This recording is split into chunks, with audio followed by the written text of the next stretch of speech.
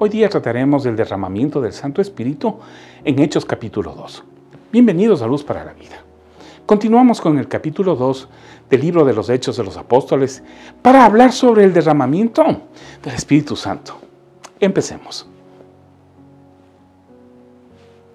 Jesús instruyó a sus apóstoles que permanezcan en Jerusalén hasta que el Espíritu Santo sea derramado para que reciban el poder para proclamar las buenas noticias de salvación a todas las naciones de la tierra. En la fiesta de Pentecostés, el Espíritu Santo fue derramado y los apóstoles y discípulos del Señor Jesucristo comenzaron a predicar las buenas nuevas de salvación a todos los hombres con todas las lenguas que habían venido a Jerusalén de diferentes partes del Imperio Romano. Pedro predicó un sermón poderoso en ese día en que 3,000 personas fueron añadidas a la iglesia primitiva, pues creyeron en el mensaje del Cristo resucitado. Los discípulos del Señor se convirtieron en una comunidad vibrante que permanecía en la enseñanza de los apóstoles, en la comunión unos con otros y experimentaron la vida. El derramamiento del Espíritu Santo lo vemos en el primer versículo del capítulo 2. Dice, cuando llegó el día de Pentecostés, todos estaban juntos en el mismo lugar.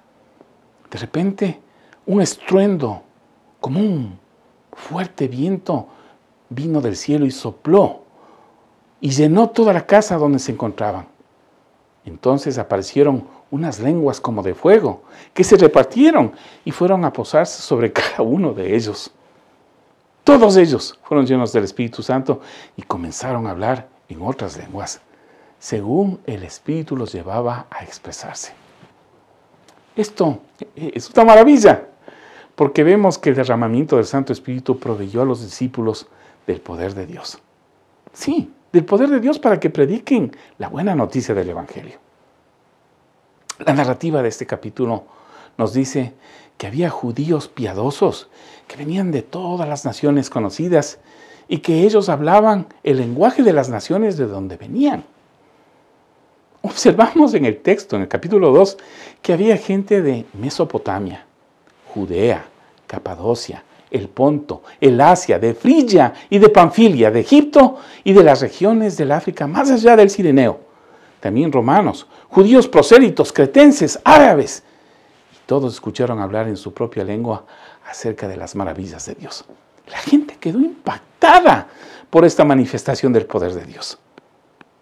Miren, el discurso de Pedro llamó a todos a arrepentirse porque el reino de Dios había llegado. Pedro centró su predicación en la resurrección del Señor Jesucristo. Más que en su muerte y en la resurrección, habló acerca de la profecía del profeta Joel, afirmando que el Señor iba a derramar su espíritu en toda criatura. El corazón mismo del Evangelio fue proclamado en ese sermón. Y una de las cosas que vemos en el capítulo 2 es que la soberanía de Dios, aun en los actos malvados de los hombres que llevaron a la muerte al Señor Jesucristo, estaban en pleno control de la mano de Dios, aunque Dios pone también la responsabilidad humana.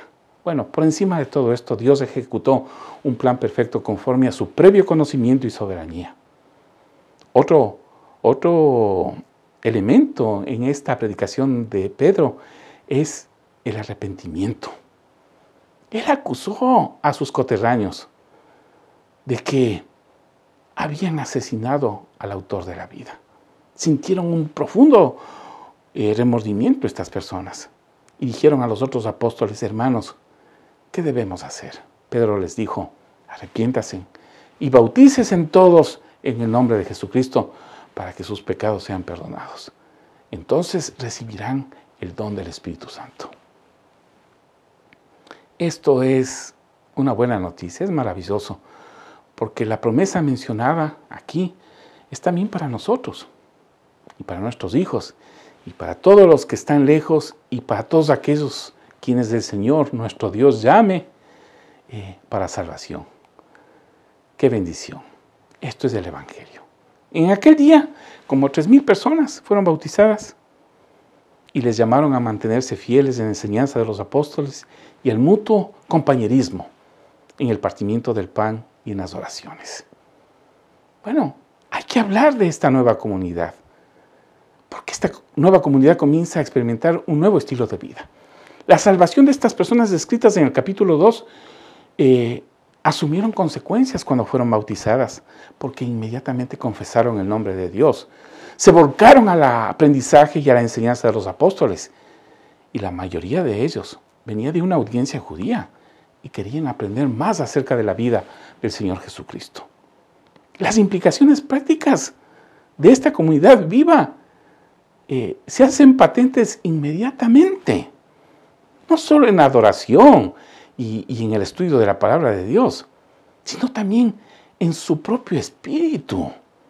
En aquellos tiempos en Jerusalén había una hambruna, eran tiempos difíciles. ¿Sabe cómo reaccionan estos nuevos creyentes?